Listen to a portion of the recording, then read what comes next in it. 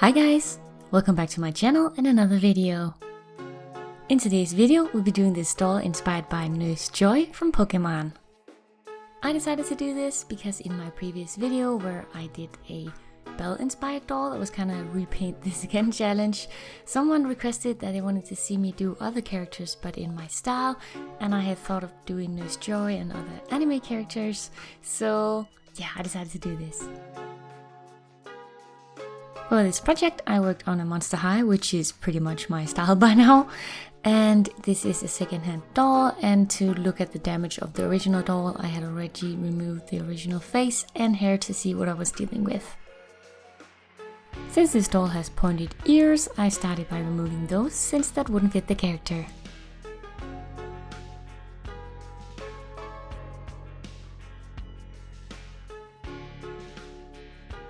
Once that was done, I primed the face with Mrs. Super Clear and got my materials out for my repaint, which was my watercolor pencils and my chalk pastels.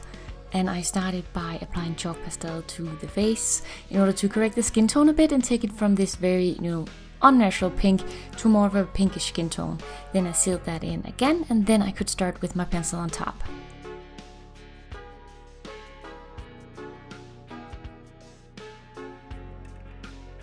So I based my doll on the what I'd call original Nurse Joy, which was how she looked in the first season, which was the one I watched back in the day, and Pokemon was actually the first anime I ever watched. After that I watched Digimon and stuff like that, but it was the first one that I remember being, on Danish television in the mornings, so I watched it then. And this is how I remember her. And of course I did tweak her a lot to make her more of my style, especially with the outfit, which we'll get to. But when it comes to the face, when you're taking an anime character which has, they have different types of eyes, and in Pokemon, and especially with Nurse Joy, she has very tall eyes, very tall and narrow eyes, and also her, iris is like a long oval. But that doesn't translate, directly onto a Monster High face, because the face sculpt just is in the way. Because the face sculpt of a Monster High usually has more almond-shaped eyes, and the proportions of a Monster High, isn't realistic necessarily to an actual human being, but it's more realistic than that of the typical anime character. So when you take an anime face and then try to translate it onto a Monster High, you kind of have to adjust some things. So I did, instead of having the eyes be very almond shaped, I did try to go for this more oval iris look and have the eyes be rounded out. And I did not, usually I'd line the entire waterline and upper lash line, but here I left some spaces open that I just filled in with white to kind of get, part of the style from the original in there and still have it, tweaked to be me.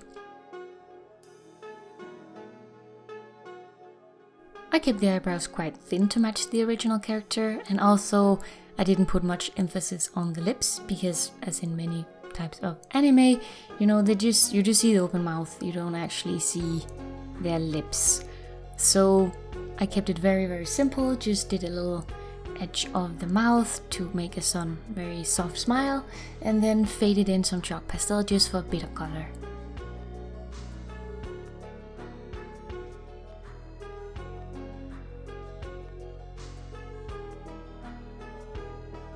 My materials for this repaint was pretty simple. I only used my watercolor pencils and my chalk pastels, and that is literally just my happy place. The more I can build up in pencils, that just makes me really happy, and then a bit of chalk pastel either for shading or, highlights and stuff like that.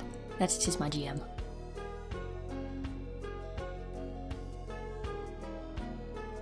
I kept the shading and highlighting very minimal compared to what I might do, just to not make it too dramatic, because again, there isn't that much dimension to an anime face. But I did add a bit of highlight, and the same tones that I use on the lips I also shaded into the crease of the eyes just for a bit of definition, and again, to make it more me. I decided to add a bit of pink going across the top of the cheeks and over the bridge of the nose, just in the area where a anime character might get the blushes because I think it's cute. And I also decided to add some faint freckles in there, which I don't actually think the original character has, but I just think it's so cute, and I wanted my nose joy to be cute, so I added them. So just a bit of artistic freedom, you know.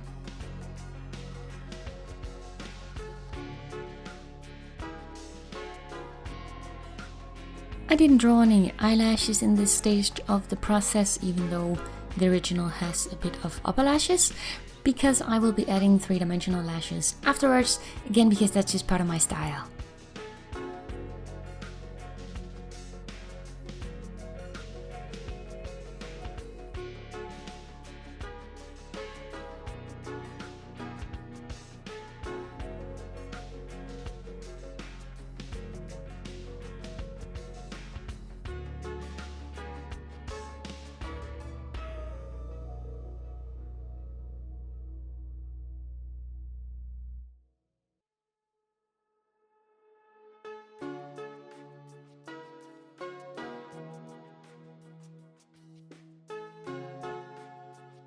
I used the watercolor effect of my white pencil just to make the white highlight of the eyes really pop, and also added a bit of white to the bottom part of the eye whites, again just to make them defined.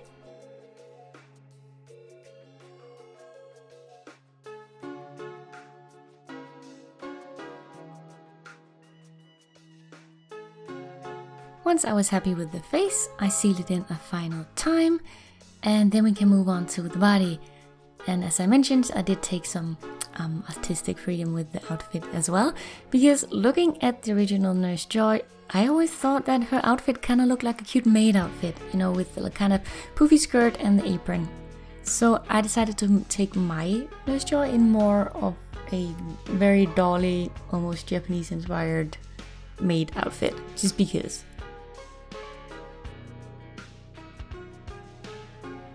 As usual, I used the kitchen film and tape method to make my pattern, which just makes it really easy, and I kept it very simple for the top of the dress, so I just had a single front piece and 2 back pieces. And I also made some poofy sleeves by just gathering some rectangles and sewing those in place before sewing the sides of the top.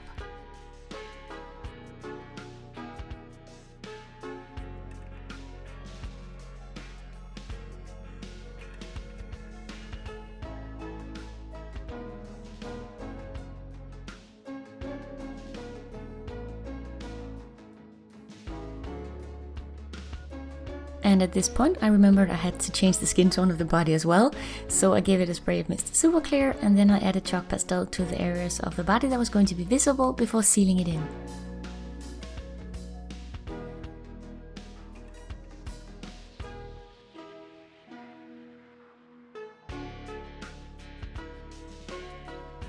For the skirt I cut a long strip, then hemmed the bottom edge and gathered the top so it'd be nice and poofy.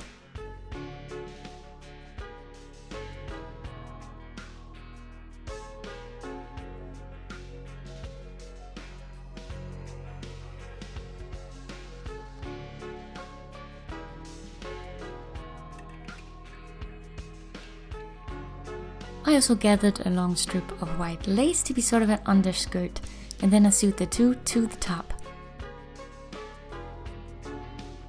The good thing about anime clothing is that it doesn't really have to be practical, because I think in every anime I've seen there's always a character running around in an outfit that is very impractical either to what they're doing or the weather they're in, so that's a good part, you can just use your imagination.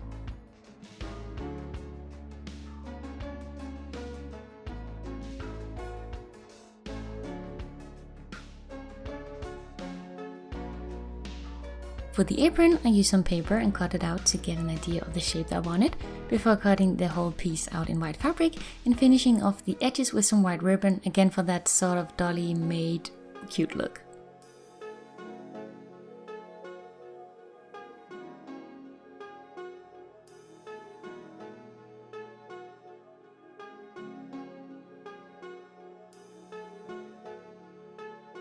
And that's the outfit done. I decided not to add a collar to the dress, which she originally has, but I just thought it would, interfere with the top of the apron. Now onto the hair, I used some light pink acrylic yarn, which I brushed out and then straightened with my flat iron. I also made some shorter strands for the bangs and added a bit of curl to those, and then I glued it onto the head.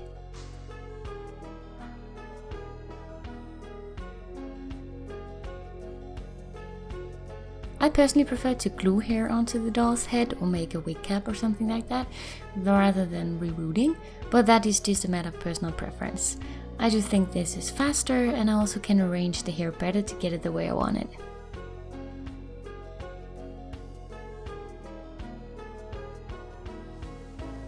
While the hair was drying, I glued on the eyelashes and also glazed the eyes. Again, that is a personal choice. Some people find it hard to photograph, but I just really think it brings out the eyes a lot.